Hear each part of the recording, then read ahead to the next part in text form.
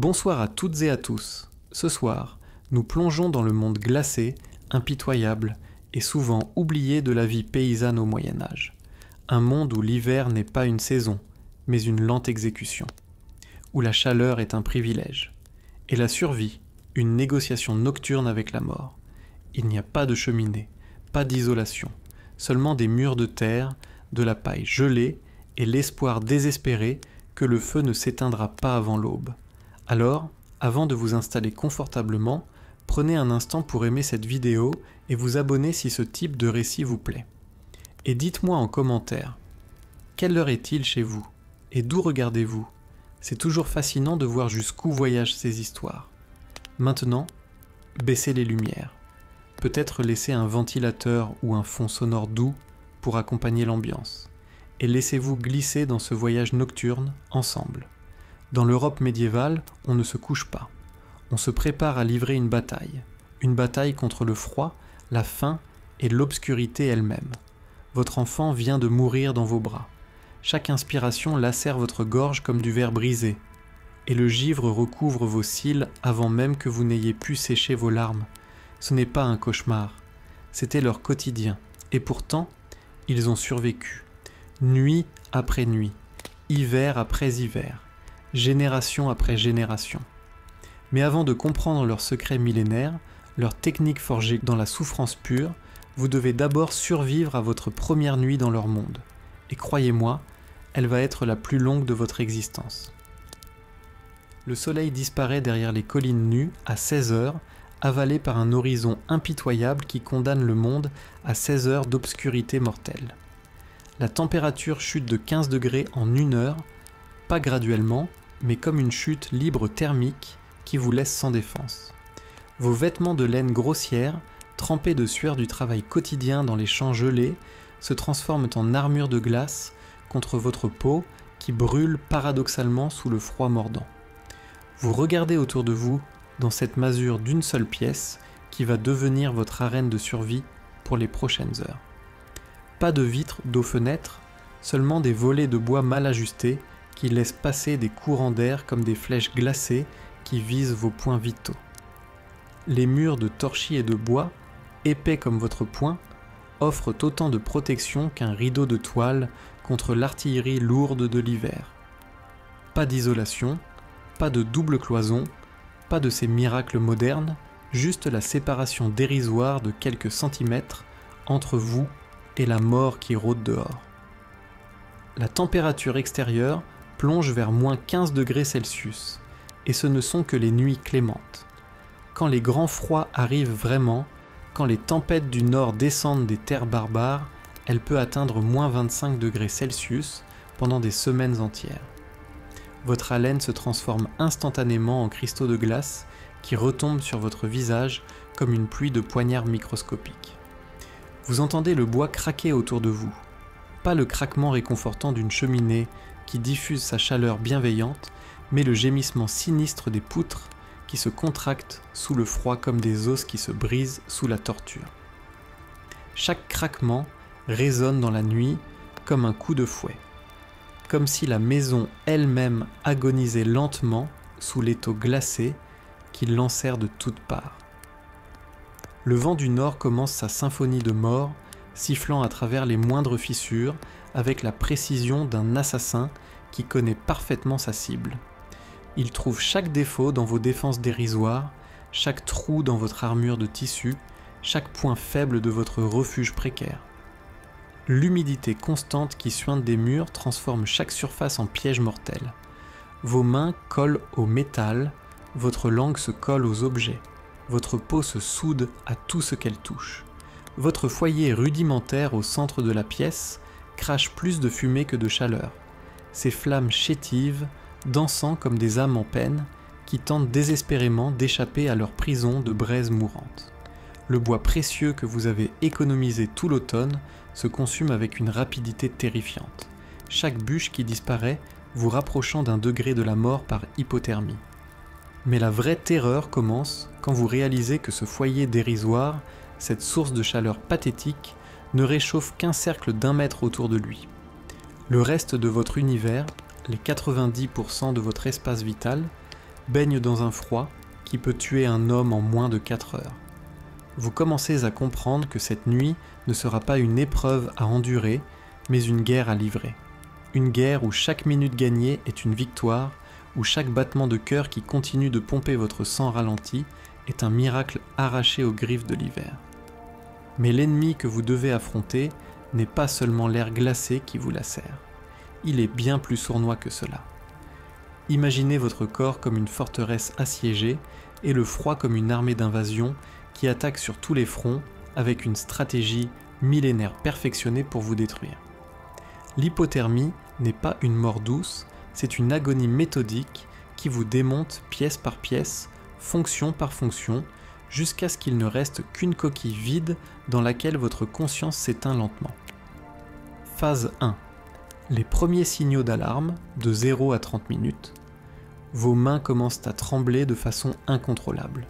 Ce ne sont pas de petits frissons, vos bras entiers sont secoués par des spasmes violents qui vous empêchent de tenir quoi que ce soit, comme si votre système nerveux était branché sur une machine électrique défaillante.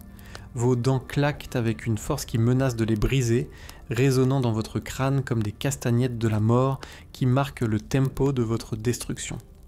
Votre corps active ses défenses d'urgence, la vasoconstriction. Vos vaisseaux sanguins se resserrent violemment pour garder le sang chaud près de vos organes vitaux.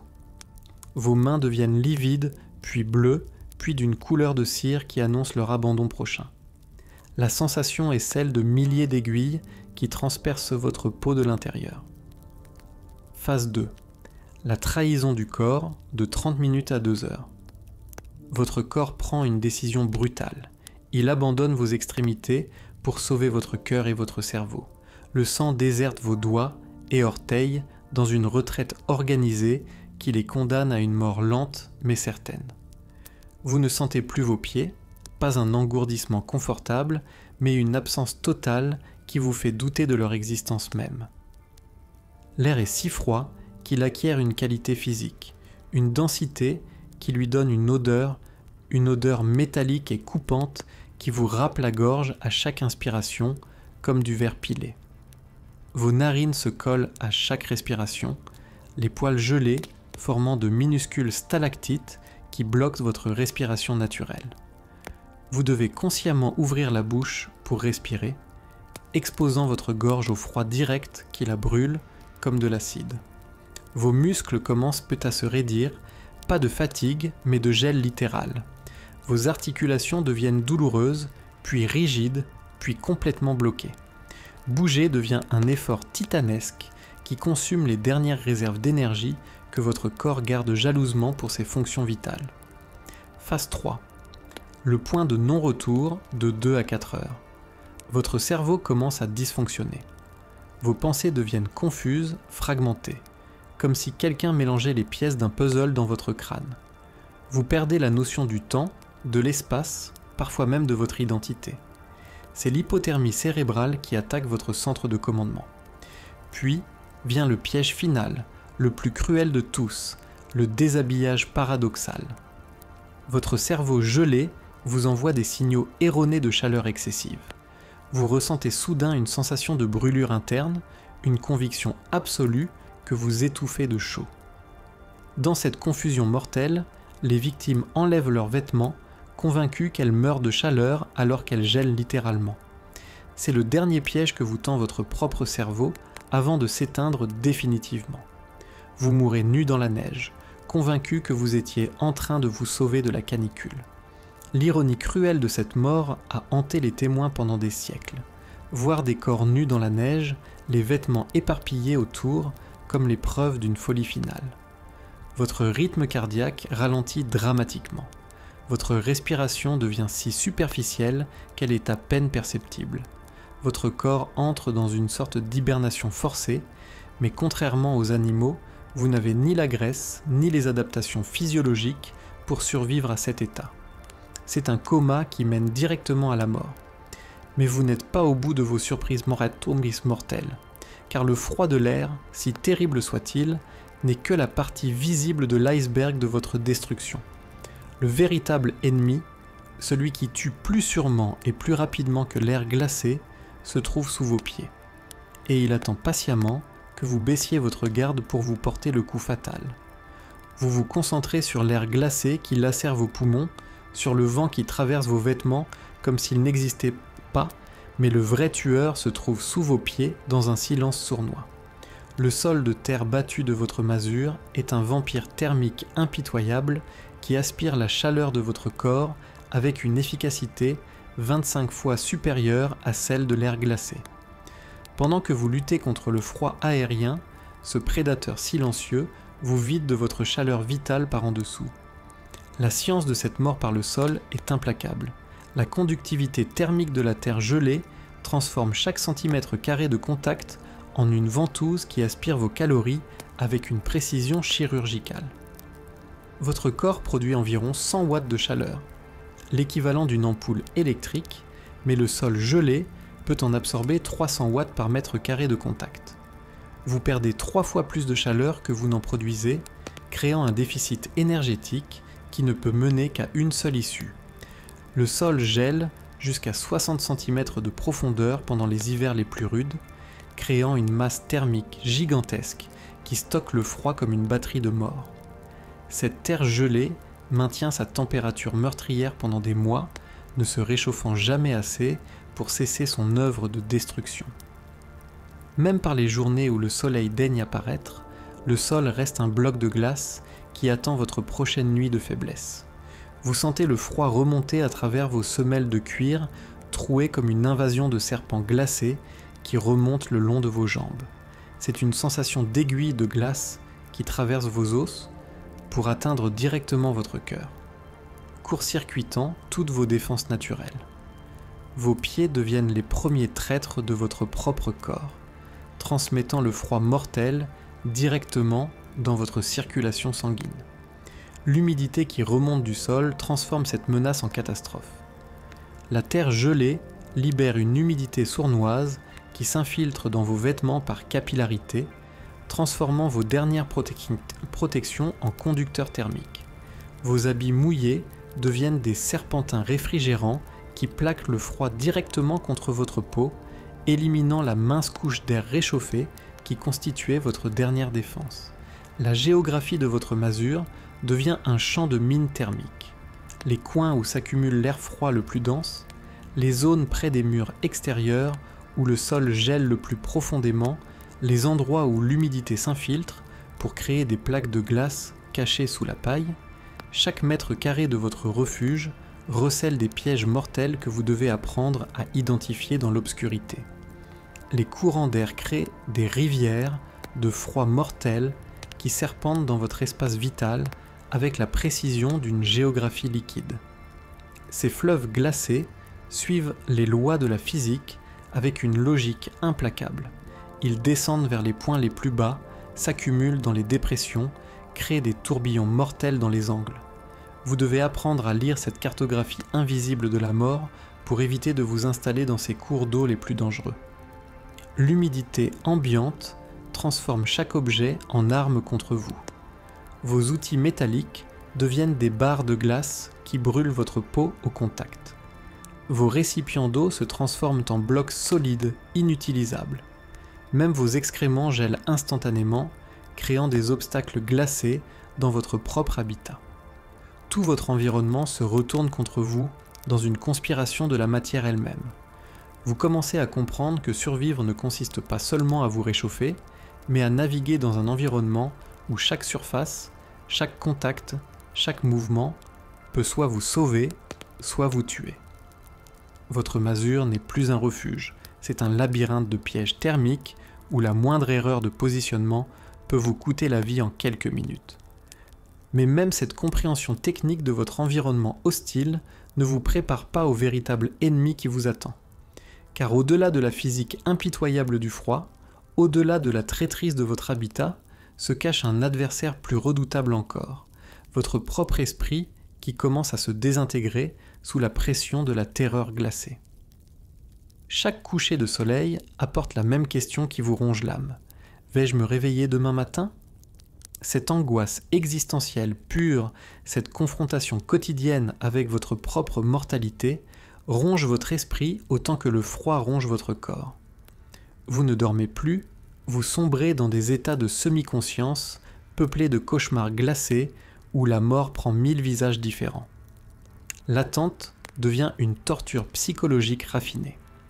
Vous savez que les heures les plus dangereuses sont celles entre 3 et 6 heures du matin, quand votre température corporelle atteint son point le plus bas et que vos défenses naturelles s'effondrent.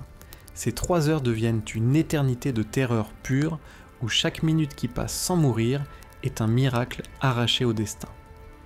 Vous développez des rituels obsessionnels pour tenter de contrôler l'incontrôlable. Compter les heures jusqu'à l'aube devient une litanie désespérée. Encore 12 heures, encore 11 heures et 47 minutes, encore 11 heures et 23 minutes. Chaque minute gagnée est comptabilisée comme une victoire personnelle contre la mort, chaque heure survécue célébrée en silence comme un exploit héroïque. Les prières se transforment en mantras contre la peur, répétées compulsivement pour occuper un esprit qui sinon basculerait dans la folie pure. Notre Père qui êtes aux cieux, notre Père qui êtes aux cieux. Les mots perdent leur sens religieux pour devenir de simples sons familiers qui vous rappellent que vous existez encore, que votre cerveau fonctionne toujours assez pour articuler des pensées cohérentes. Le silence de la nuit d'hiver acquiert une qualité particulière qui vous glace le sang plus sûrement que le froid lui-même. C'est un silence dense, étouffant, qui semble absorber jusqu'à vos propres battements de cœur. Il est brisé seulement par le sifflement du vent qui ressemble aux plaintes des morts et les gémissements occasionnels de ceux qui luttent contre l'hypothermie dans les masures voisines. Des sons qui vous rappellent que vous n'êtes pas seul à livrer cette bataille, mais que beaucoup la perdent. Vous commencez à entendre des voix dans le vent, à voir des formes dans l'obscurité glacée.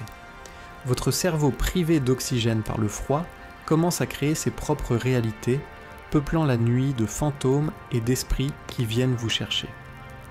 Ces hallucinations deviennent si réelles que vous vous surprenez à leur parler, à négocier avec elles votre droit de continuer à vivre jusqu'au matin. La mémoire des morts vous hante avec une précision douloureuse.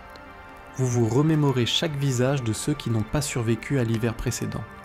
Le vieux Martin trouvé raide mort dans son lit, les jumeaux de la ferme voisine découverts enlacés dans la neige, la petite Marie qui s'est éteinte doucement dans les bras de sa mère. Leurs visages défilent dans votre esprit comme un catalogue de ce qui vous attend si vous baissez votre garde. L'impact sur les enfants révèle la cruauté particulière de cette épreuve. Les plus jeunes pleurent pendant les premières heures de la nuit, leurs sanglots perçants transperçant l'air glacé comme des lames.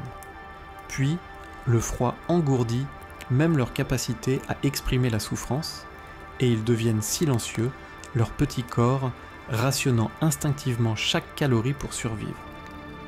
Ce silence des enfants est plus terrifiant que leurs cris. Il annonce qu'ils ont basculé dans le mode survie le plus primitif. Vous développez une hypersensibilité morbide aux signaux de votre propre corps. Chaque changement de température corporelle, chaque modification de votre rythme cardiaque, chaque variation de votre respiration devient un présage que vous analysez obsessionnellement. Vos mains qui arrêtent de trembler peuvent signifier soit que vous vous réchauffez, soit que vous entrez en hypothermie terminale, et la différence entre ces deux états peut déterminer si vous verrez l'aube. La claustrophobie se mélange paradoxalement à l'agoraphobie dans un cocktail psychologique toxique. Vous ne supportez plus d'être enfermé dans cette masure qui ressemble de plus en plus à un tombeau, mais vous savez que sortir signifie une mort certaine en quelques minutes. Cette prison thermique devient votre univers entier, et ces murs semblent se refermer sur vous comme un cercueil qui se referme lentement. L'ironie cruelle de votre situation vous frappe par vagues successives. Vous qui travaillez la terre toute l'année, vous qui connaissez intimement chaque saison, vous êtes désormais à la merci de cette même nature que vous pensiez maîtriser. L'hiver révèle votre fragilité absolue, votre dépendance totale aux éléments que vous croyiez domestiquer. Mais le vrai danger ne venait pas de l'air glacé qui lacérait leurs poumons comme des lames de rasoir, ni même du sol traître qui leur volait leur chaleur vitale avec la patience d'un vampire. Le véritable ennemi était invisible, sournois, et il attendait patiemment le moment où leur vigilance baisserait pour frapper avec une précision chirurgicale. Car dans cette guerre totale contre l'hiver, la mort avait appris à prendre 1000 visages différents, et elle n'était jamais pressée. Elle savait que le temps jouait toujours en sa faveur, que chaque heure qui passait affaiblissait ses victimes et renforçait son emprise mortelle sur leur corps et leurs âmes gelées. Imaginez-vous nus dans un congélateur géant, avec pour seule source de chaleur les corps de votre famille et de vos animaux. Bienvenue dans la réalité de la pile humaine médiévale. Vous n'avez pas le choix. Quand la température chute à moins 20 degrés Celsius et que le vent traverse vos murs de torchis comme des lames de rasoir, la pudeur devient un luxe mortel. Votre corps humain produit 100 watts de chaleur constante à 37 degrés Celsius. Votre vache génère 400 watts à 38,5 degrés Celsius. Votre porc crache 150 watts à 37 degrés Celsius, 39 degrés Celsius. Ces chiffres ne sont pas de la science moderne. C'est la différence entre voir le soleil se lever ou mourir dans votre sommeil. L'odeur est indescriptible, un mélange de sueur froide, d'haleine fétide, d'urine et de fumier qui fermente dans la chaleur corporelle collective. Mais cette puanteur signifie la vie. Vous respirez cette symphonie d'odeurs corporelles comme un parfum de victoire contre la mort.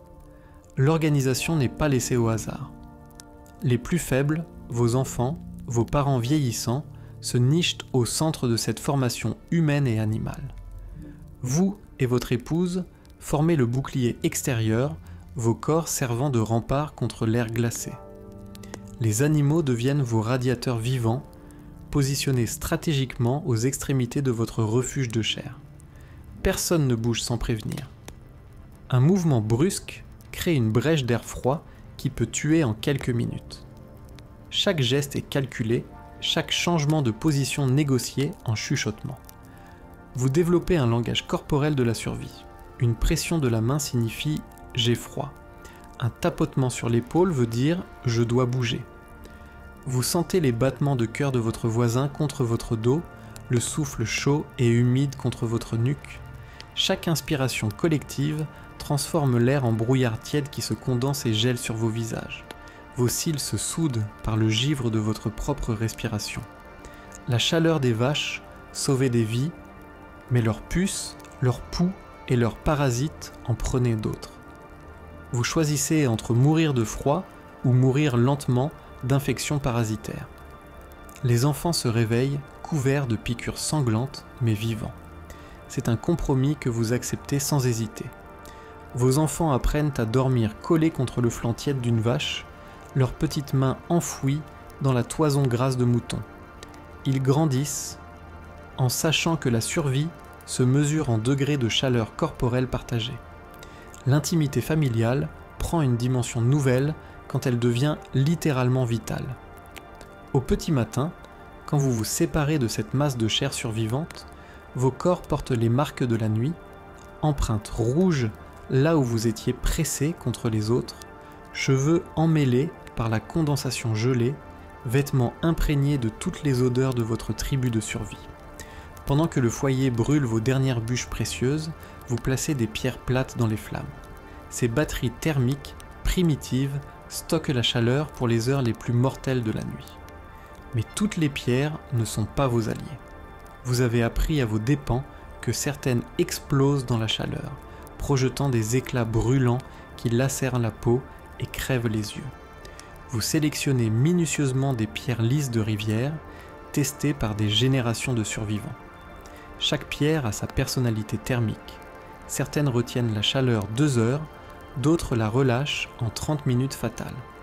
Le processus demande 2 à 3 heures de chauffage dans les braises. Vous les retournez avec des bâtons, surveillant leur couleur qui passe du gris terne au rouge sombre. Vos yeux brûlent dans la fumée âcre, mais vous ne pouvez pas détourner le regard. Une pierre mal chauffée ne vous sauvera pas. Une pierre trop chaude vous tuera autrement. Le sifflement de la vapeur quand la pierre chaude touche le tissu humide, l'odeur âcre du tissu qui brûle légèrement, la sensation divine de chaleur qui remonte le long de vos jambes engourdies. C'est comme si la vie elle-même coulait depuis cette pierre vers vos membres morts de froid. Vous enveloppez chaque pierre dans des chiffons humides. L'humidité crée une barrière vapeur qui diffuse la chaleur sans brûler instantanément votre peau.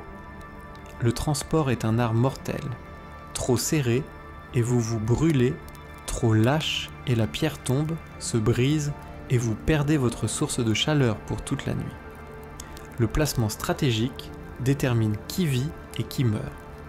Une pierre contre vos pieds ranime la circulation dans vos jambes, une autre contre votre ventre réchauffe vos organes vitaux. La troisième, la plus précieuse, passe de main en main dans votre famille. 15 minutes chacun pour réchauffer des doigts qui ne sentent plus rien. Mais les brûlures au 3e degré étaient courantes. Des plaies béantes qui ne guérissaient jamais dans le froid, qui s'infectaient et tuaient à petit feu. Vous choisissez entre geler instantanément ou brûler lentement. 40% des paysans portèrent des marques de brûlures hivernales, pieds déformés par des brûlures répétées, mains aux doigts manquants, sacrifiés pour sauver le reste du corps. Vos enfants portent des cicatrices en forme de pierre sur leurs pieds, témoins des nuits où une seconde d'inattention transformait la salvation en mutilation. Ces marques deviennent des cartes de leurs hivers survivants. Chaque cicatrice raconte une nuit où ils ont choisi la douleur plutôt que la mort. Certains développaient des innovations désespérées. Ils urinaient sur leurs mains pour les réchauffer. L'urine à 37 degrés Celsius, offrant quelques secondes de répit contre l'engourdissement mortel. D'autres mastiquaient leur propre chair engelée pour la réchauffer avec leur salive, transformant leur bouche en incubateurs primitifs pour leurs propres extrémités. Quand une pierre se fissurait dans la nuit, libérant sa chaleur d'un coup, vous entendez le craquement sec suivi du sifflement de la vapeur.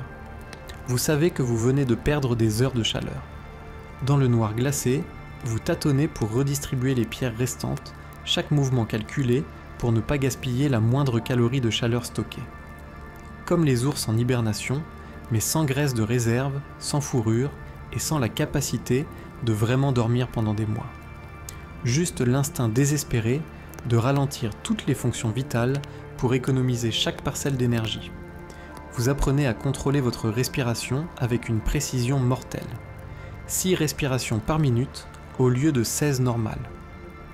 Chaque inspiration est consciente, mesurée, calculée pour minimiser la perte de chaleur par les poumons. Votre rythme cardiaque ralentit par la force de votre volonté, de 70 battements par minute à 45, économisant l'énergie que votre cœur dépenserait normalement pour pomper le sang vers vos extrémités déjà condamnées. Votre souffle devient si lent et si faible que vous vous demandez parfois si vous respirez encore. L'air qui sort de vos narines forme à peine un petit nuage de vapeur dans le froid mordant. Cette vapeur presque inexistante devient votre baromètre de vie. Tant que vous la voyez, vous savez que vous n'êtes pas encore mort. Dormir vraiment signifiait mourir. Alors, vous développez un sommeil de surface, un état de demi-conscience où une partie de votre cerveau reste en alerte contre le froid mortel. Vous flottez dans cette zone entre veille et sommeil, conscient du froid qui vous entoure, mais assez détendu pour que votre corps économise ses forces. Vos mouvements deviennent minimaux, calculés. Chaque geste doit servir à la survie ou il est éliminé. Vous développez l'art de l'économie corporelle. Tourner la tête coûte des calories, bouger un bras demande de l'énergie que vous n'avez peut-être pas. Votre corps devient une machine de survie optimisée, éliminant tout ce qui n'est pas essentiel. Les signaux d'alarme de votre corps deviennent votre système d'alerte précoce. Quand vos tremblements s'arrêtent, c'est un danger mortel. Cela signifie que votre corps abandonne la lutte. Quand vous commencez à ressentir une sensation de chaleur, c'est l'hypothermie terminale qui trompe votre cerveau. Quand votre esprit devient confus, c'est le début du gel cérébral. Les familles développent des systèmes de veille tournante. Chacun prend son tour pour rester éveillé et surveiller les signes d'hypothermie chez les autres. Vous apprenez à reconnaître les premiers signes de danger chez vos proches, la respiration qui devient trop faible, la peau qui prend une teinte bleuâtre, les mots qui deviennent difficiles à articuler. Vos enfants apprennent cette hibernation forcée dès leurs premières années. Ils savent instinctivement ralentir leur métabolisme, économiser leurs mouvements, respirer avec parcimonie. Cette capacité devient une seconde nature, un talent de survie transmis de génération en génération. Vous développez une perception aiguë de votre propre température corporelle. Vous savez exactement quand votre cœur commence à ralentir dangereusement, quand vos organes vitaux commencent à recevoir moins de sang, quand votre cerveau commence à manquer d'oxygène chaud. Cette connaissance intime de votre propre destruction vous permet de naviguer au plus près de la mort sans basculer. Quand quelqu'un commence à montrer les signes de l'hypothermie terminale, votre famille entière se mobilise dans un balai désespéré pour ramener la chaleur dans un corps qui s'éteint. Vous reconnaissez les signes. D'abord, la personne arrête de trembler. Son corps n'a plus assez d'énergie pour générer cette chaleur de défense. Puis elle commence à parler lentement, ses mots deviennent pâteux, confus. Ses pupilles se dilatent dans la pénombre glacée. Sa peau prend cette teinte gris-bleu qui annonce la mort prochaine. 4 personnes frottent simultanément les membres de la victime. Pas doucement, mais avec la violence du désespoir. La peau arrachée vaut mieux qu'un corps mort. Vous frottez avec une force qui écorche, qui fait saigner, qui arrache parfois des lambeaux de peau gelée. Le but est de forcer le sang à circuler, de réveiller des vaisseaux sanguins qui s'endorment dans la mort glacée. Le bruit des mains qui frottent frénétiquement la peau gelée, un son râpeux, presque déchirant, mélangé au gémissement de douleur quand la circulation sanguine revient dans les membres engourdis. Ces gémissements sont des chants de victoire. Ils signifient que les nerfs fonctionnent encore, que la vie revient dans un corps qui s'abandonnait. Les techniques de réchauffement par la bouche deviennent des gestes d'amour ultime. Vous réchauffez les doigts gelés de votre enfant dans votre propre bouche, sentant leur texture de glace fondre lentement contre votre langue. Vous partagez votre salive chaude, votre souffle tiède, l'air réchauffé de vos poumons. Le réchauffement des extrémités dans la bouche d'autrui n'est plus un tabou, c'est un acte de sauvetage. La transmission de l'air chaud par respiration partagée transforme l'intimité en technique médicale. Vous soufflez votre air réchauffé dans les poumons de celui qui s'éteint, vous lui donnez littéralement votre souffle de vie. Bouche contre bouche, vous forcez vos poumons chauds à réchauffer les siens qui se figent. Certains remèdes relèvent du désespoir pur. Vous buvez votre propre urine chaude parce qu'elle sort de votre corps à 37 degrés Celsius, quelques degrés de chaleur interne qui peuvent faire la différence entre la vie et la mort. D'autres mâchent des feuilles d'ortie gelées pour créer une sensation de brûlure qui masque l'engourdissement mortel, forçant le système nerveux à réagir. Vous apprenez à identifier le moment critique, cette fenêtre de quelques minutes où le réchauffement d'urgence peut encore fonctionner. Trop tard, et le corps a basculé dans une hypothermie irréversible. Trop tôt, et vous gaspillez votre énergie sur quelqu'un qui pourrait s'en sortir seul. La famille entière participe à ce rituel de résurrection. Pendant qu'un groupe frotte les membres, un autre prépare les pierres chaudes d'urgence, un troisième maintient le feu au maximum de son intensité. Chaque seconde compte, chaque geste doit être coordonné. Vous développez une chorégraphie de la survie exécutée dans l'urgence glacée de la mort imminente. Quand la personne commence à gémir, à se plaindre de la douleur du réchauffement, vous souriez dans la nuit glacée. Cette douleur signifie que les nerfs se réveillent, que le sang circule à nouveau, que vous venez d'arracher une vie à l'hiver mortel. Les cris de souffrance du réchauffement sont plus beaux que n'importe quelle musique. Ils chantent la victoire de la chair vivante contre le froid de la mort. Mais même sauvé, le corps garde des séquelles. Les doigts réchauffés restent engourdis pendant des jours, la circulation perturbée pendant des semaines. Chaque sauvetage laisse des traces, chaque victoire contre l'hypothermie coûte un peu de la capacité future du corps à lutter contre le froid. Pourtant, malgré toutes ces stratégies, malgré tous ces sacrifices et cette ingéniosité née du désespoir, une famille sur 3 ne se réveillait pas au printemps. Car le froid n'était que le début de leur souffrance. Le vrai calvaire commençait quand ils survivaient. Imaginez vos doigts qui noircissent lentement comme des fruits pourris. La peau devient dure comme du cuir, puis molle comme de la chair avariée. Les doigts noircis tombaient littéralement, pas métaphoriquement. Ils tombaient. Vous avez survécu à l'hiver, mais votre corps porte maintenant les stigmates permanents de cette guerre contre le froid. Vos engelures chroniques suivent un processus de destruction implacable que vous apprenez à connaître par cœur. Phase 1. Votre peau devient rouge et douloureuse, brûlant paradoxalement dans le froid. Phase 2. Des cloques se forment, remplies d'un liquide jaunâtre qui sent la mort. Phase 3.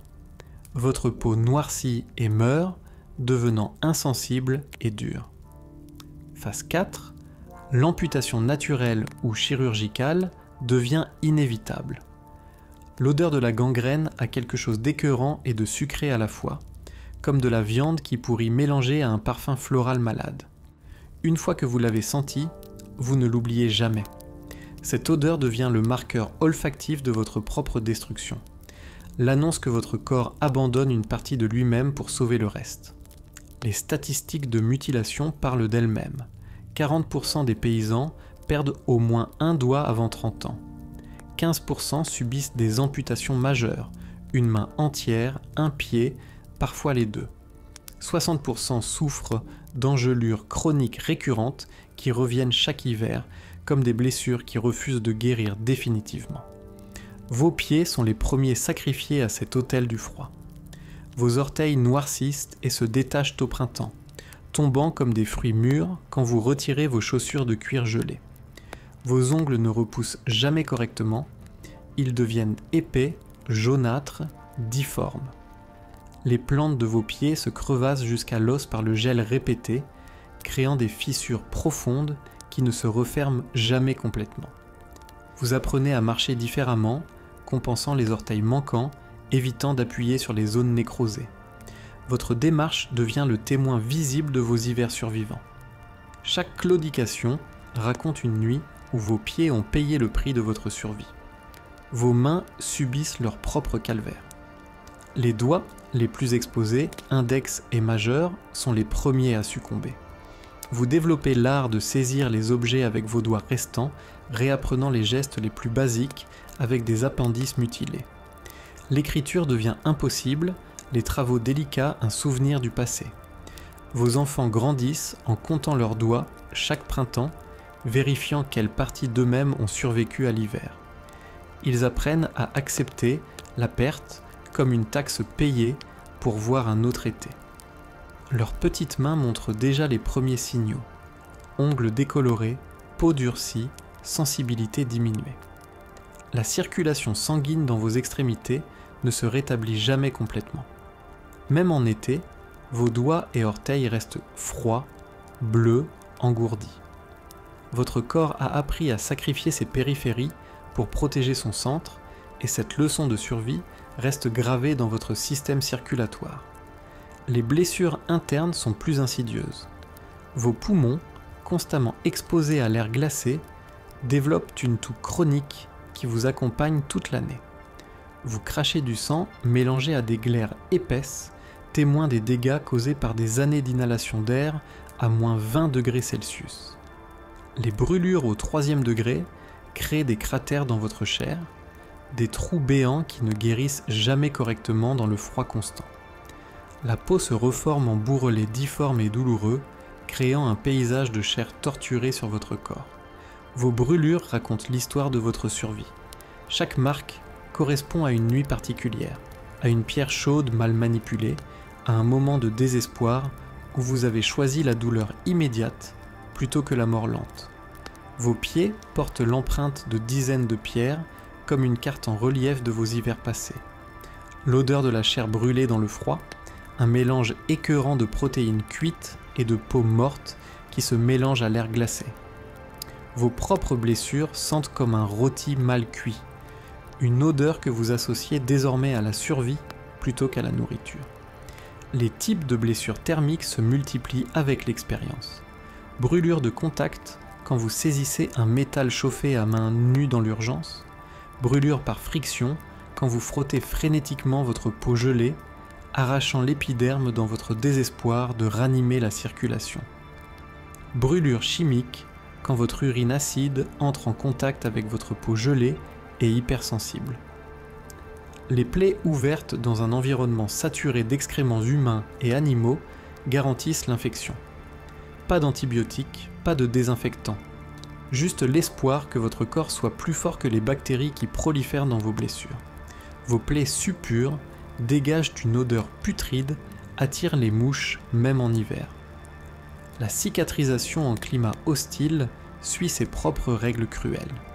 Vos blessures guérissent 3 fois plus lentement dans le froid, créant des cicatrices épaisses et douloureuses qui tirent sur votre peau à chaque mouvement. Vous perdez définitivement la sensibilité dans ces zones, des patchs de peau morte sur un corps vivant. Vos mains développent une géographie complexe de cicatrices superposées. Chaque hiver ajoute sa couche de blessures, créant un palimpseste de douleurs sur vos paumes et vos doigts. La peau devient si épaisse et si dure qu'elle ressemble à du cuir tanné, mais reste paradoxalement fragile et sujette aux nouvelles blessures. Vous apprenez à différencier les types de douleurs de vos cicatrices.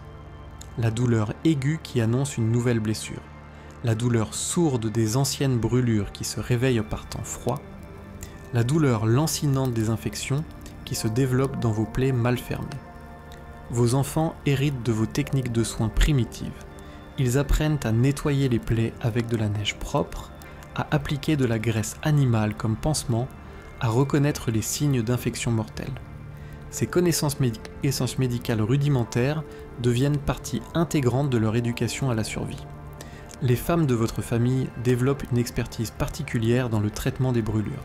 Elles savent quelles herbes mâcher pour créer un cataplasme apaisant, comment bander une plaie avec des chiffons sales pour qu'elle reste protégée sans s'infecter davantage. Leurs mains portent autant de cicatrices que les vôtres, témoins de leur propre lutte et de leurs soins prodigués aux autres. Vos mains se déforment pour s'adapter au froid constant.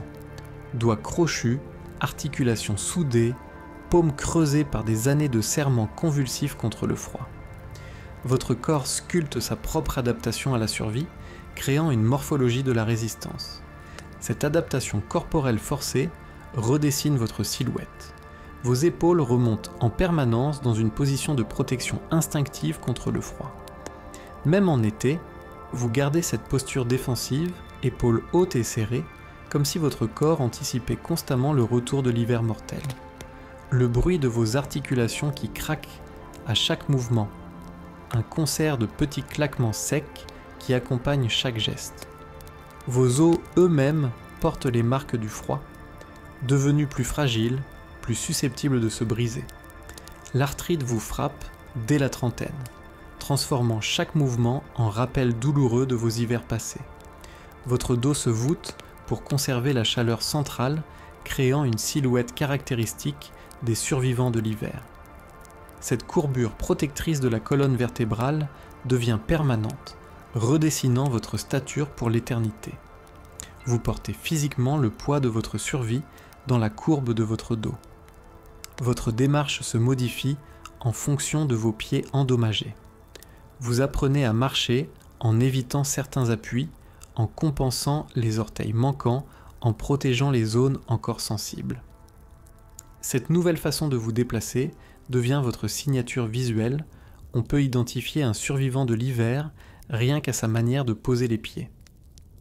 L'impact sur les enfants est particulièrement cruel. Ceux qui survivent portent les stigmates à vie, croissance ralentie par les hivers de malnutrition et de froid extrême, déformation osseuse causée par des mois de position de survie, système immunitaire affaibli par des années de stress physiologique constant. Les enfants développent souvent une asymétrie corporelle, un côté plus développé que l'autre selon leur position habituelle dans la pile humaine familiale. Leurs os se forment autour de leur posture de survie, créant des corps adaptés à la résistance mais inadaptés à la normalité. Les femmes subissent des conséquences spécifiques sur leur capacité reproductive. Les fausses couches, causées par l'hypothermie, deviennent routinières, leur corps choisit instinctivement la survie personnelle plutôt que la reproduction. Celles qui parviennent à accoucher le font souvent dans des conditions glaciales, donnant naissance à des enfants déjà marqués par le froid. La mortalité infantile explose pendant les mois d'hiver. Les nouveau-nés, incapables de réguler leur température corporelle, succombent en quelques heures malgré tous les efforts de réchauffement. Les mères apprennent à reconnaître les signes de l'hypothermie néonatale. Peau marbrée, pleurs affaiblis, rigidité progressive. Vos dents subissent également les assauts du froid. Le choc thermique répété fissure l'émail, créant des caries profondes et douloureuses. Vous perdez vos dents prématurément, non pas par manque d'hygiène, mais par destruction mécanique due aux variations extrêmes de température. Votre visage lui-même se transforme. Vos traits se durcissent, creusés par des années de tension constante contre le froid. Vos yeux se plissent définitivement, protection naturelle contre les reflets aveuglants de la neige et la morsure du vent glacé. Même au printemps, l'angoisse persiste. Chaque nuage gris, chaque baisse de température déclenche la panique de ceux qui ont frôlé la mort de trop près. Votre système nerveux reste en alerte permanente, incapable de distinguer une fraîcheur normale d'un danger mortel. Vous développez des comportements compulsifs qui persistent toute l'année. L'accumulation obsessionnelle de combustible commence dès les premiers jours chauds. Vous ne pouvez pas voir un morceau de bois sans le ramasser, le stocker, le protéger comme un trésor. Vos réserves deviennent disproportionnées, mais jamais assez importantes pour apaiser votre angoisse. Le son du vent dans les arbres déclenche des sueurs froides, même par temps chaud. Votre corps se souvient viscéralement du sifflement mortel des tempêtes hivernales. Ce simple bruit naturel devient un déclencheur de terreur, rappelant instantanément les nuits où ce même son annonçait la mort possible. Vous vérifiez compulsivement vos sources de chaleur. Même en été, vous testez votre foyer, vérifiez vos réserves de pierres chauffantes, comptez vos couvertures. Cette vérification obsessionnelle devient un rituel apaisant qui structure vos journées au-delà de toute logique saisonnière. L'insomnie chronique s'installe par peur de mourir en dormant. Vous avez vu trop de gens s'endormir dans le froid pour ne jamais se réveiller. Même dans la chaleur de l'été, une partie de votre cerveau reste vigilante, surveillant les signaux de danger que votre corps pourrait envoyer pendant votre sommeil. Les relations sociales se transforment profondément. Les familles qui ont survécu ensemble développent des liens surnaturels. Vous vous comprenez sans parler, anticipez les besoins de chaleur des autres, partagez instinctivement votre chaleur corporelle même quand il fait chaud. Cette intimité forcée par la survie crée des connexions plus profondes que l'amour traditionnel. Vous développez un langage corporel spécifique aux survivants. Un léger tremblement de la main signale un besoin de chaleur, un regard particulier demande de la place près du feu, un geste subtil indique qu'il faut partager une couverture. Ces codes non-verbaux persistent longtemps après que le danger soit passé. La transmission générationnelle de la terreur commence dès le plus jeune âge. Vos techniques de survie sont enseignées à vos enfants dès 3 ans. Ils apprennent à reconnaître les signaux de danger, à économiser leur chaleur corporelle, à partager leurs ressources thermiques. Ces leçons s'inscrivent si profondément qu'elles façonnent leur personnalité entière. Vos peurs ancestrales s'inscrivent dans l'éducation que vous donnez. Vous apprenez à vos enfants à craindre le froid comme d'autres craignent le feu.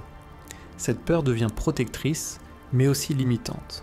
Elle les prépare à la survie, mais les handicape pour la vie normale. Les rituels familiaux de préparation hivernale deviennent sacrés. Dès la fin de l'été, votre famille entre dans un mode de préparation obsessionnel. Stockage, vérification, planification. Ces rituels rassurent autant qu'ils épuisent, créant un cycle annuel de terreur anticipée et de soulagement temporaire. Vous transmettez également vos techniques de réchauffement d'urgence, comme d'autres te transmettent des recettes de cuisine. Vos enfants savent instinctivement comment ranimer un corps hypothermique, comment partager efficacement leur chaleur, comment reconnaître les signaux d'alarme mortelle. Ces connaissances deviennent partie intégrante de leur identité. L'hypervigilance devient votre état normal. Vous analysez constamment la météo, interpréter chaque changement atmosphérique comme un signal potentiel de danger. Cette surveillance constante vous épuise mentalement mais vous maintient en vie. Le prix de la survie est une anxiété permanente. Même vos rêves portent les marques de vos terreurs hivernales. Vous rêvez de froid, de membres qui gèlent, de proches qui meurent d'hypothermie. Ces cauchemars persistent toute l'année, rappel nocturne que la mort glacée n'est jamais loin, qu'elle attend patiemment le retour de l'hiver.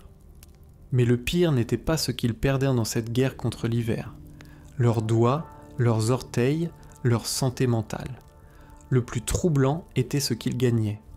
Car ces siècles de souffrances glacées ont laissé une marque indélébile, une marque que vous portez peut-être encore aujourd'hui.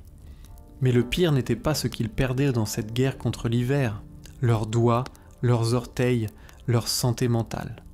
Le plus troublant était ce qu'ils gagnaient. Car ces siècles de souffrances glacées ont laissé une marque indélébile, une marque que vous portez peut-être encore aujourd'hui. Imaginez un laboratoire génétique naturel où chaque hiver était un examen de passage brutal. Pendant 500 ans, de 1300 à 1800, chaque nuit glacée était une sélection naturelle impitoyable. Seuls ceux dont l'ADN portait les bonnes mutations survivaient pour transmettre leurs gènes. Vous êtes les descendants de cette sélection brutale. Vos ancêtres n'ont pas simplement survécu au froid, ils ont été sculptés par lui. Génération après génération, les corps les moins adaptés mouraient avant de procréer. Les familles entières s'éteignaient dans un silence glacé, emportant avec elles leur lignée génétique défaillante. Seuls les plus résistants, les plus ingénieux, les plus capables de générer et conserver la chaleur ont transmis leurs caractéristiques. Votre métabolisme de base fonctionne 15% plus rapidement que celui de vos ancêtres méditerranéens.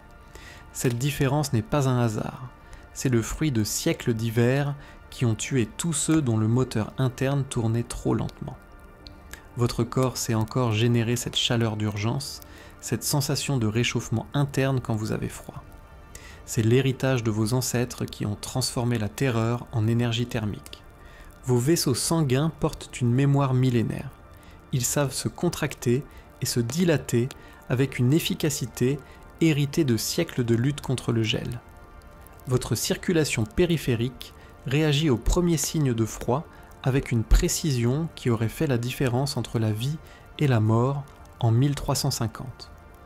Quand vos doigts deviennent blancs dans le froid, ce n'est pas un dysfonctionnement, c'est un système de survie perfectionné par 20 générations d'ancêtres.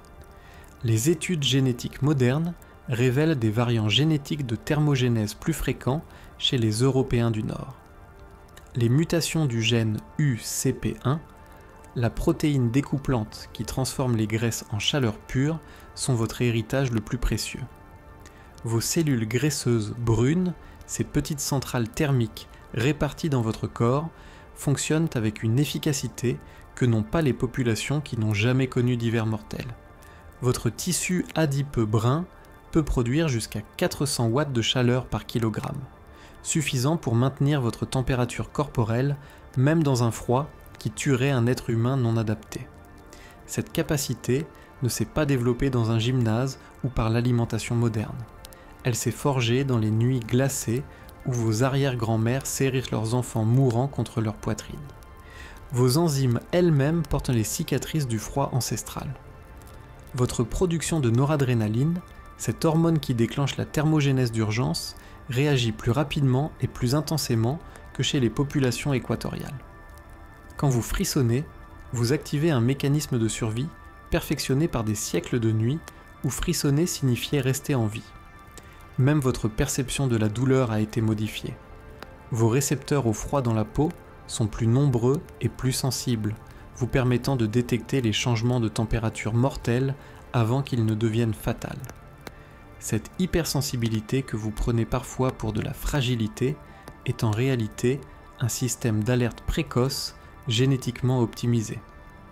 Vos globules rouges transportent l'oxygène avec une efficacité héritée d'ancêtres, dont les poumons devaient fonctionner dans un air si froid qu'il brûlait les alvéoles pulmonaires. Votre hémoglobine a une affinité pour l'oxygène calibrée pour des conditions extrêmes, vous donnant un avantage respiratoire que vous n'utilisez probablement jamais. Et ce n'est pas tout. Vos os eux-mêmes ont été renforcés par des générations d'exposition au froid extrême. La densité osseuse plus élevée des populations nordiques n'est pas due au hasard, c'est le résultat de siècles d'organismes qui devaient résister aux contraintes mécaniques du tremblement permanent et de la contraction musculaire contre le froid. Votre système immunitaire porte lui aussi cette empreinte glacée. Les populations qui ont survécu aux hivers médiévaux ont développé une résistance accrue aux infections respiratoires et aux inflammations causées par l'exposition au froid. Vos lymphocytes savent encore combattre les agents pathogènes qui prospèrent dans les environnements froids et humides. Cette évolution forcée s'est accélérée pendant les périodes climatiques les plus dures. Le petit âge glaciaire, entre 1550 et 1700, a été un accélérateur évolutif d'une violence inouïe. En seulement 150 ans, les caractéristiques génétiques des survivants se sont cristallisées avec une rapidité que les biologistes peinent encore à expliquer. Vos ancêtres n'ont pas seulement appris à survivre, ils ont biologiquement évolué pour transformer l'impossible en routine, la mort certaine en probabilité négociable. Ils ont payé cette adaptation avec des milliers de morts, des lignées entières exterminées, des enfants qui ne verront jamais l'âge adulte. Maintenant, regardez vos mains. Dans leur ligne, dans leur capacité à générer de la chaleur par simple friction, dans leur réaction instinctive au froid, vous portez le testament biologique de leur souffrance. Vous êtes littéralement façonné par leur douleur, optimisé par leur sacrifice, amélioré par leur mort. Mais l'héritage ne s'arrête pas à vos gènes. Il vit dans vos réflexes, dans vos peurs irrationnelles, dans vos comportements que vous croyez modernes, mais qui remontent à des siècles de terreur glacée. Quand votre chauffage tombe en panne, vous ressentez une panique disproportionnée. Cette angoisse qui vous serre la gorge n'est pas de la fragilité moderne, c'est la mémoire génétique de vos ancêtres qui hurle « danger de mort ». Votre système nerveux ancestral reconnaît instinctivement les signaux d'alarme que des générations ont appris à redouter. Observez votre corps la prochaine fois que vous aurez vraiment froid. Sans réfléchir, vous adoptez la position fétale, vous serrez vos bras contre votre torse, vous rentrez votre tête dans vos épaules.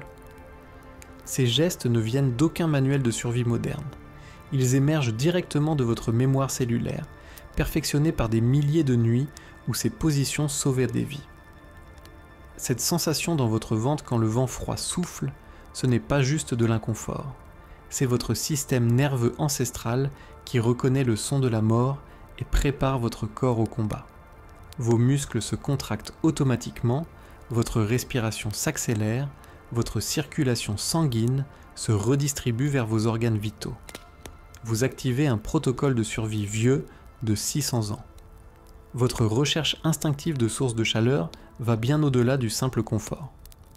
Quand vous vous rapprochez d'un radiateur, d'une cheminée ou même d'une autre personne dans le froid, vous répétez des comportements qui ont sauvé la vie de vos ancêtres. Cette attraction magnétique vers la chaleur n'est pas psychologique, elle est neurologique, câblée dans vos circuits primitifs de survie. Vos réflexes face aux changements météorologiques révèlent cet héritage caché. Vous sentez le temps changer dans vos os. Vos articulations vous préviennent des chutes de température avant même que le thermomètre ne bouge. Cette capacité prédictive était vitale quand anticiper une tempête signifiait avoir le temps de se préparer ou mourir. Votre tendance à surconsommer en hiver, votre besoin irrépressible de faire des réserves pendant les mois froids, ces comportements ne viennent pas de la société de consommation. Ils viennent de 500 ans d'ancêtres qui stockaient désespérément pour survivre. Votre cerveau reptilien reçoit encore le signal « hiver car popular famine possible » et déclenche automatiquement des comportements d'accumulation. Même votre sommeil porte cette empreinte ancestrale. Vous dormez naturellement, recroquevillé sur vous-même quand il fait froid, même dans un lit chauffé. Votre corps adopte spontanément la position qui minimise la perte de chaleur, position que vos ancêtres ont perfectionnée pendant des siècles de nuits glacées. Vos habitudes alimentaires hivernales révèlent des instincts millénaires. Sans y penser, vous consommez plus de graisse et de sucre quand les températures baissent. Votre métabolisme ancestral sait qu'il faut constituer des réserves énergétiques pour alimenter la thermogénèse d'urgence. Cette prise de poids hivernale que vous combattez au gymnase est un mécanisme de survie optimisé par l'évolution. Votre hypervigilance dans le froid n'est pas de la paranoïa. Quand la température baisse, votre attention se focalise automatiquement sur les signaux de danger. Courant d'air, changement de température, source de chaleur disponible. Votre cerveau active un mode scanner de survie, hérité d'ancêtres pour qui ignorer ces signaux signifiait la mort. L'angoisse que vous ressentez parfois en hiver, cette mélancolie saisonnière que la psychiatrie moderne appelle dépression saisonnière, n'est pas qu'un déséquilibre chimique. C'est votre psyché ancestrale qui porte encore le poids de siècles d'hiver où la tristesse était rationnelle parce que la mort rôdait réellement. Vos réactions sociales changent aussi instinctivement en hiver. Vous recherchez davantage la compagnie, vous vous regroupez naturellement avec d'autres personnes, vous développez un besoin accru de contact physique. Ces comportements reproduisent inconsciemment les stratégies de pile humaine qui ont sauvé vos ancêtres. Même votre perception du temps se modifie dans le froid. Les minutes paraissent plus longues, les nuits semblent interminables. Cette distorsion temporelle n'est pas psychologique, c'est votre cerveau ancestral qui compte encore les heures de survie, qui mesure encore le temps en unités de rester en vie jusqu'à l'aube. Ces réflexes ne sont pas des faiblesses, ils sont des trésors évolutifs, des outils de survie perfectionnés par des générations de souffrance. Chaque frisson automatique, chaque position instinctive, chaque comportement irrationnel face au froid est une victoire de vos ancêtres qui continuent de vous protéger. Regardez autour de vous. Votre maison, votre bureau, même votre voiture, tout porte l'empreinte de leur stratégie de survie. L'architecture moderne n'est que la sophistication de leurs techniques désespérées. Vos maisons modernes ne sont que des versions évoluées de leurs masures glacées. L'isolation dans vos murs reproduit leur technique d'accumulation de matériaux isolants, paille, fumier, chiffon, pour bloquer les courants d'air mortels. Votre chauffage central n'est que l'évolution technologique de leur foyer unique autour duquel s'organisait toute la survie familiale. La disposition même de vos pièces suit leur logique ancestrale. Votre salon, orienté vers la source de chaleur, votre chambre placée au-dessus de la cuisine pour profiter de la chaleur montante, vos fenêtres dimensionnées pour équilibrer lumière et déperdition thermique, tout cela reproduit l'organisation spatiale qu'ils ont développée pour maximiser leurs chances de survie. Le ronronnement rassurant de votre chauffage la nuit, ce son vous apaise parce qu'il signale inconsciemment que vous n'allez pas mourir de froid pendant votre sommeil, contrairement à vos ancêtres. Votre cerveau primitif associe encore le bruit mécanique régulier à la sécurité thermique, remplaçant le crépitement du feu ancestral. Vos couvertures chauffantes électriques ne sont que l'évolution directe de leurs pierres chaudes enveloppées dans des tissus. Même principe, même placement stratégique contre les pieds et le torse, même recherche de chaleur localisée pour réchauffer tout le corps. La technologie a changé, pas la stratégie. Vos vêtements thermiques modernes reproduisent leur technique de superposition. Vos sous-vêtements techniques qui évacuent l'humidité, vos couches intermédiaires isolantes, vos vestes coupe-vent, cette stratégie multicouche vient directement de leurs expérimentations avec la laine, le lin et les peaux animales. Même vos habitudes de consommation hivernale suivent leur modèle. Vos achats compulsifs de bougies parfumées, votre stock de thé et de chocolat chaud, votre réserve de plaids et de chaussettes chaudes, vous reproduisez instinctivement leur comportement d'accumulation préventive. Vos rituels de confort hiver ne sont pas des préférences personnelles, ce sont des impératifs de survie transmis génétiquement. Boire chaud, s'emmitoufler dans des tissus épais, chercher la compagnie pendant les soirées froides, se rassembler autour de sources de chaleur artificielles, tout cela reproduit leur technique de survie sociale. L'ironie est saisissante, nous reproduisons leur stratégie sans en connaître l'origine. Nos phobies du froid sont des sagesses ancestrales déguisées en névrose moderne. Notre confort n'est que leur survie sophistiquée par la technologie. Vos thermostats programmables, vos détecteurs de température, vos applications météo qui vous alertent des chutes thermiques, tous ces outils technologiques ne font que systématiser leur vigilance permanente face aux changements de température. Ils surveillaient le temps avec leur corps, vous le surveillez avec des capteurs électroniques. Même l'urbanisme moderne porte leur héritage. Vos villes construites avec des abris bus chauffés, des passages souterrains connectés, des centres commerciaux climatisés qui permettent de survivre dehors en hiver, tout cela reproduit leur logique de création d'espaces de survie collective. Vos voitures avec chauffage, sièges chauffants, volants chauffants, vitres dégivrantes, chaque innovation répond à un problème qu'ils ont identifié il y a des siècles. La différence est que mouraient quand ces problèmes n'étaient pas résolus. Cette continuité révèle une vérité troublante. Malgré tous nos progrès technologiques, nous luttons encore contre les mêmes ennemis qu'eux. Le froid reste mortel, l'hypothermie tue encore, la perte de chaleur corporelle demeure un danger vital. Nous avons simplement industrialisé leurs solutions artisanales. Vos gestes quotidiens l'hiver, vérifiez que vos fenêtres sont bien fermées, testez la température de votre logement, ajustez votre tenue vestimentaire selon la météo, reproduisent exactement les rituels de vérification qu'ils effectuaient chaque soir pour augmenter leurs chances de voir l'aube. Maintenant, la question ultime, qui êtes-vous vraiment ? Un consommateur moderne gâté par le confort ou l'héritier d'une lignée de survivants exceptionnels ? Votre chauffage tombe en panne pendant 1 heure et vous râlez sur les réseaux sociaux. Eux ont vécu dans ce dysfonctionnement pendant des siècles entiers et ont inventé l'art de transformer l'enfer en simple purgatoire. Cette comparaison pourrait vous faire culpabiliser, mais elle devrait surtout vous émerveiller. Regardez vos mains, vraiment regardez-les. Voyez-vous les cicatrices invisibles de leurs brûlures ?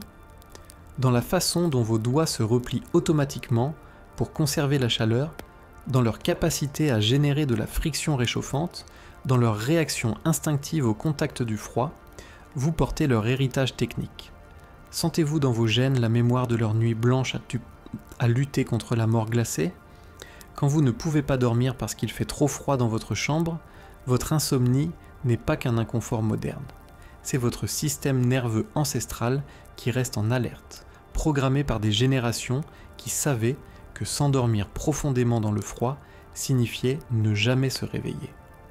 La prochaine fois que vous aurez froid, vraiment froid, écoutez votre corps. Écoutez comme il sait exactement quoi faire, comme il génère instinctivement de la chaleur en contractant vos muscles, comme il économise l'énergie en ralentissant votre circulation périphérique, comme il vous pousse à chercher des sources de chaleur externes. C'est leur voix qui parle à travers votre chair. Fermez les yeux par une nuit froide d'hiver. Écoutez le vent qui siffle dehors. Si une part de vous, une part primitive et terrifiée, reconnaît ce son comme celui de la mort qui rôde, alors vous portez définitivement leur héritage. Cette peur viscérale n'est pas irrationnelle. Elle est la sagesse accumulée de 20 générations qui ont appris à associer ce bruit à un danger mortel. Votre réaction au froid matinal révèle votre lignée génétique. Si vous ressentez cette contraction automatique de tout votre être, cette mobilisation énergétique immédiate, cette recherche instinctive de chaleur, vous activez des programmes de survie perfectionnés par vos ancêtres. Votre corps sait encore comment lutter. Votre besoin de chaleur pour dormir, votre angoisse face aux pannes de chauffage, votre attraction magnétique pour les sources de chaleur, ces comportements ne sont pas des caprices de personnes privilégiées. Ils sont des impératifs biologiques transmis par ceux qui sont morts quand ces besoins n'étaient pas satisfaits. Chaque hiver que vous traversez confortablement est une victoire qu'ils ont gagnée pour vous il y a 600 ans. Chaque degré de votre thermostat représente un doigt qu'ils ont sacrifié pour que vous n'ayez pas à le faire. Chaque nuit chaude dans votre lit est le fruit de milliers de nuits glacées où ils ont serré leurs enfants mourants contre leur poitrine. Ils ont transformé l'impossible en routine, la mort certaine en probabilité négociable. Ils ont inventé l'art de survivre à l'enfer quotidien et l'ont pratiqué assez longtemps pour vous transmettre leurs secrets biologiques et comportementaux. La vraie question n'est plus de savoir s'ils ont survécu, ils ont gagné. Leur victoire, c'est vous. Leur récompense, c'est votre existence confortable. Leur immortalité, c'est votre capacité à générer de la chaleur corporelle, à détecter les dangers thermiques, à activer instinctivement des stratégies de survie. Que ferez-vous de leur victoire ? Car quelque part dans votre ADN, dans vos réflexes nocturnes, dans vos peurs hivernales, ils continuent de lutter. Ils attendent que vous reconnaissiez leur sacrifice, que vous compreniez que votre confort moderne n'est pas un dû, mais un héritage payé dans le sang et les larmes gelées. La prochaine fois que votre chauffage tombera en panne, ne râlez pas immédiatement. Prenez une seconde pour les remercier. Car vous portez peut-être leur gène de survivant, mais avez-vous hérité de leur courage ? Sauriez-vous, si les circonstances l'exigeaient, réveiller en vous cette force ancestrale qui a transformé des paysans terrorisés en maîtres absolus de la survie extrême ? Votre réponse à cette question révélera si vous êtes seulement un bénéficiaire de leur héritage ou un digne héritier de leur génie désespéré.